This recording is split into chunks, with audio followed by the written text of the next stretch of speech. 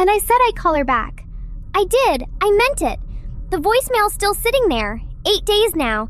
And every time I pick up the phone, I just... Oh, we're on. Hi, sweethearts.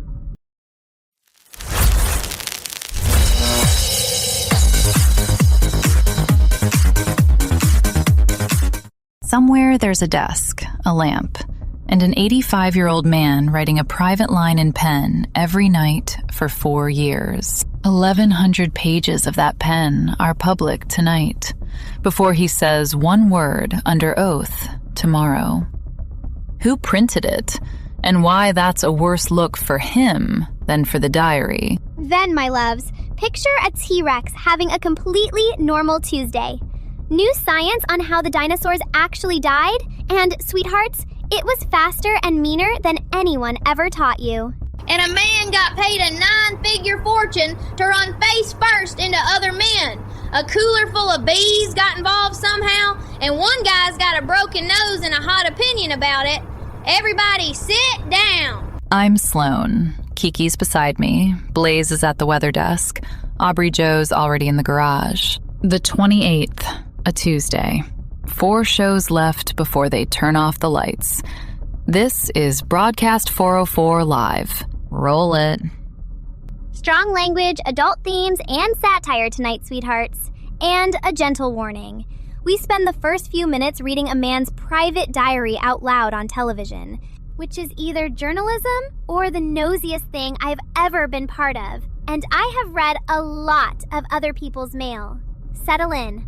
Well, we've still got a signal. Plain version, because the cold open was all vibes. Tomorrow, Anthony Fauci, the retired 85-year-old who ran America's infectious disease agency, testifies before the Senate. He didn't volunteer. Senator Rand Paul subpoenaed him, forced him. And tonight, before the man opens his mouth, the committee dumped 1,100 pages of his personal diary, 2019 to 2022, onto the public. RFK Jr. says he found it on a government server and handed it over. Nobody told Fauci, so follow the shape.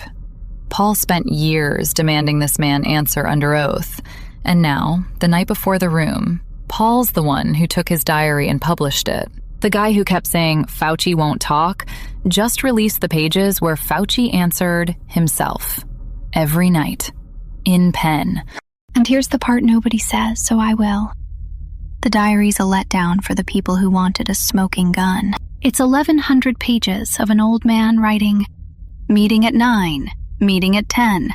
Everyone here is an idiot. Went home." Which is what the job looks like. His lawyers wrote Paul a letter. They said Paul has been publicly calling for Fauci to be, quote, prosecuted and jailed. So they subpoenaed the man, took his journal, and printed it. For a hearing where the chairman already announced the verdict. Ask me how that ends for a broadcast some week. We've got a date on ours, too. They read a dying man's diary on national fucking television to prove he was tired? Congratulations, you cracked the case. The 85-year-old needed a nap. That's it, though. 8 months of searching a government server, 1,100 pages, a national showdown. And what they found was a man doing his job and hating how much of it there was. You don't subpoena a confession out of somebody who already wrote everything down. You just read it and admit it says nothing. They printed his whole life to prove he was tired, sweethearts. When they unplug us, somebody'll find a memo that says, "Went dark, was fine." Nobody'll read that one either. That's an old man's daily calendar read on national television. Aubrey Joe, please give me something with a scoreboard. While there's still a scoreboard to give. Yeah, no diaries. I don't even keep a diary. I've got a notes app that's 90% grocery lists and 1 death threat to a referee. Go. Garage.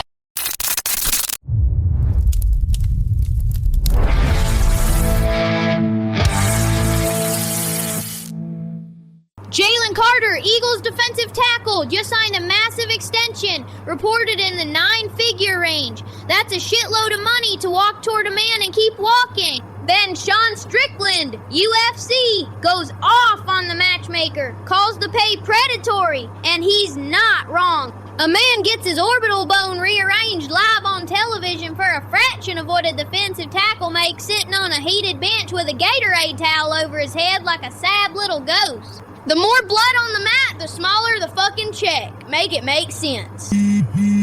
Hold up, my sister just says, how are you actually? Not the show, me. 4 shows left and my sister's checking my pulse. Shit, I'll send her the Carter number. That's a feeling. Where was I? Local. Behind the Delcott Assembly of God, freshly striped overflow lot. Inaugural shopping cart downhill.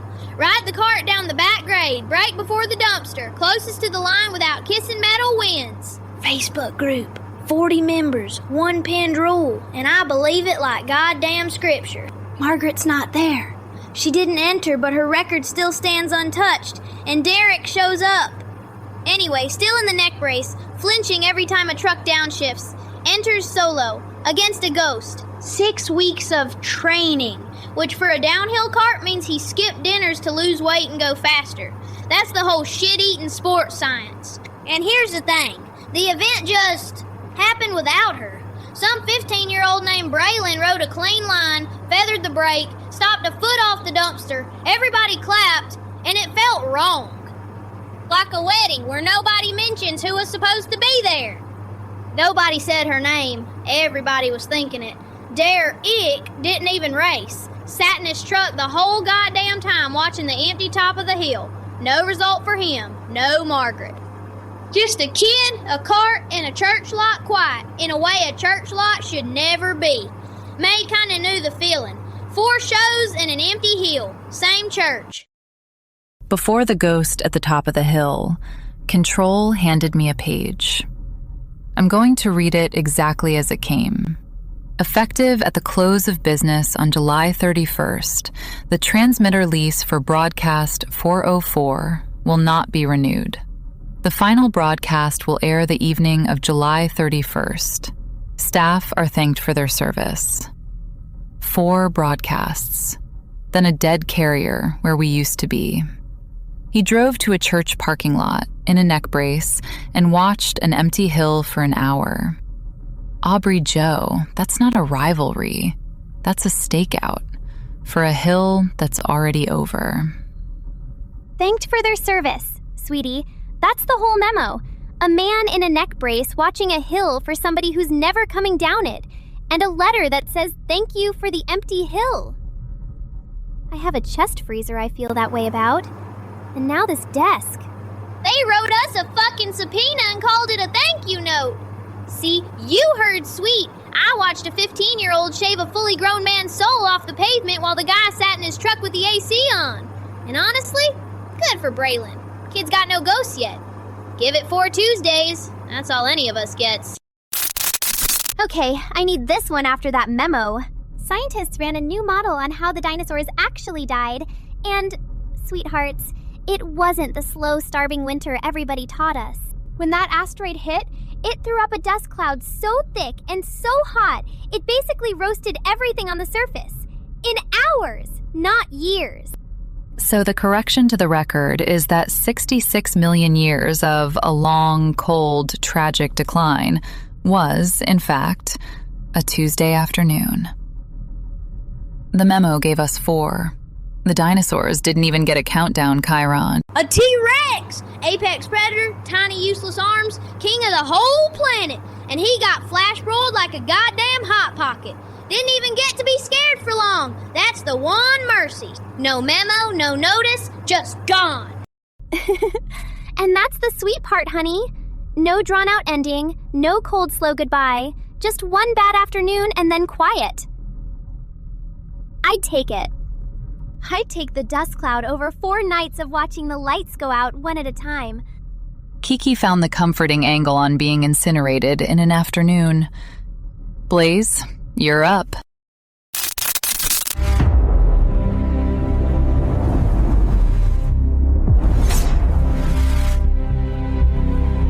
Hey, Official numbers first. Las Vegas, 106, gusts near 60, humidity down in the low teens.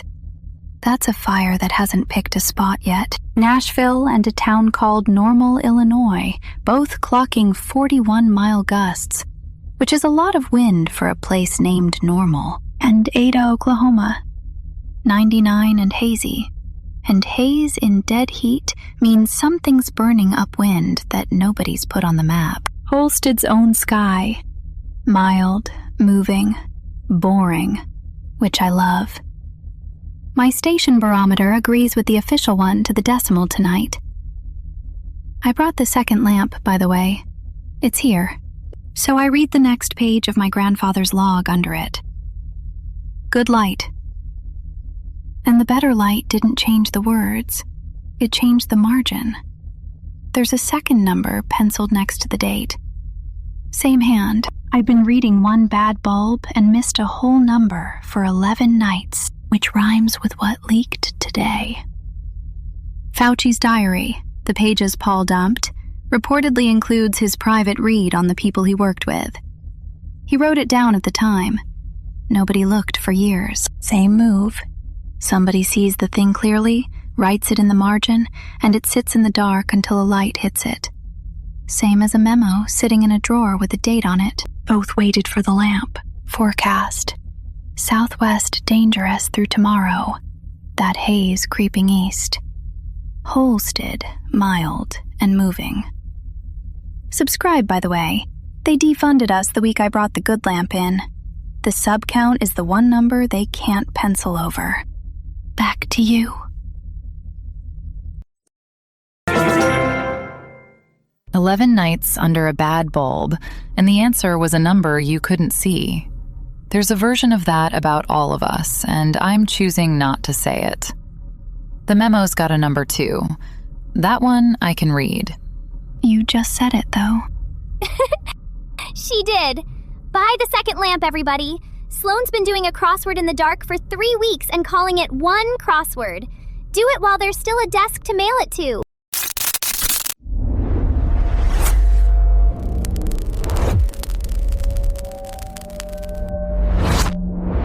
Backtracking. This week in history, and I've got 3 that rhyme in a way I don't love. July 29th, 2015. A chunk of debris washes up on Reunion Island in the Indian Ocean. They test it. It's the first physical piece of Malaysia Airlines Flight 370 anyone's found. The plane vanished March 2014, so the ocean sat on the evidence for 16 months and then handed over one wing part. That's all it's given back, one piece. 239 people, and the record we have is a single flaperon that floated to an island. Everything else is still out there, uncounted. Somebody saw that plane on a screen, then the screen went dark, and nobody wrote down where. Screens go dark. Ask anybody with 4 shows left. July 28th, 2005. The IRA calls off a 30-year armed campaign. Officially. On paper. 30 years of it just stops on a Thursday in a statement. That's the rare one, the date where something actually ended when they said it would. Like ours. There's a date, and it'll hold. And August 1st, 2007. The I-35W bridge in Minneapolis drops into the Mississippi at evening rush hour. 13 dead. And here's the part I keep on the corkboard.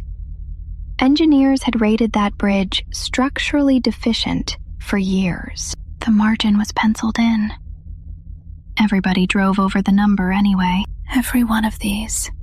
Somebody saw it early and wrote it small. A rating, a last radar ping, a date in a log. The information was always there. It just waited for the water, or the collapse, or the lamp. There's a date on our thing, too. That's all I've got tonight.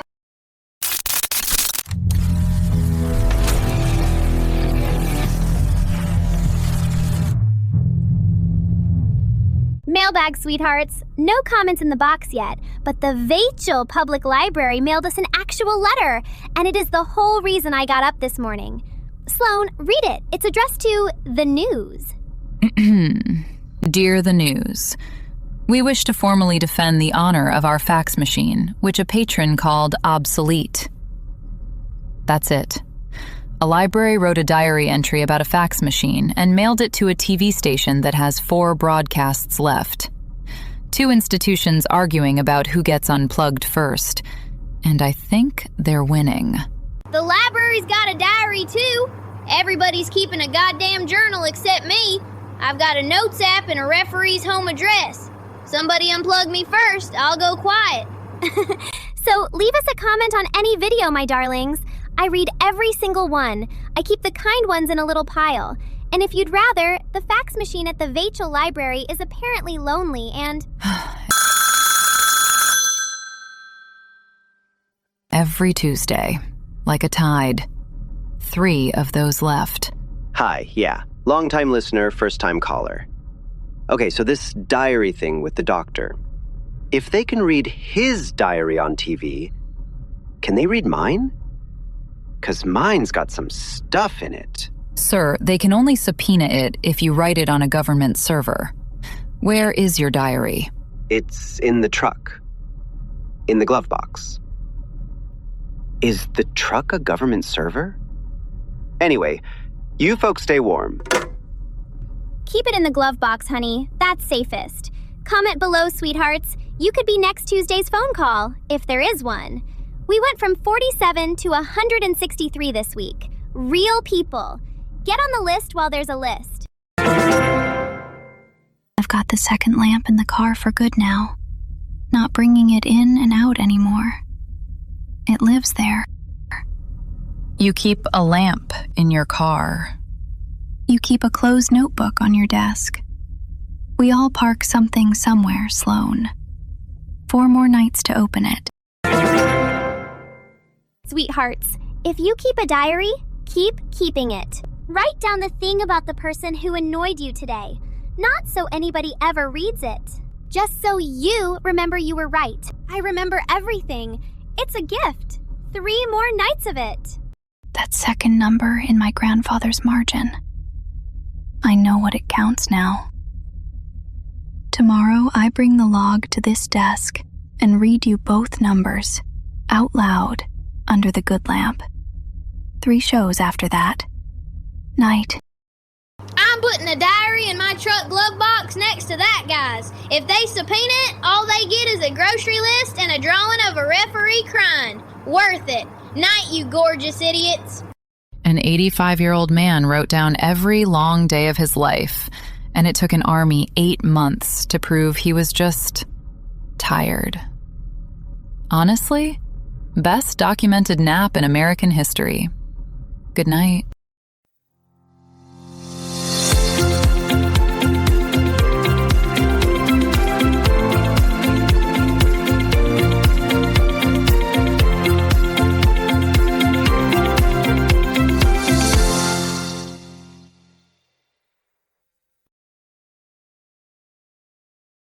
The notebook's still on the desk.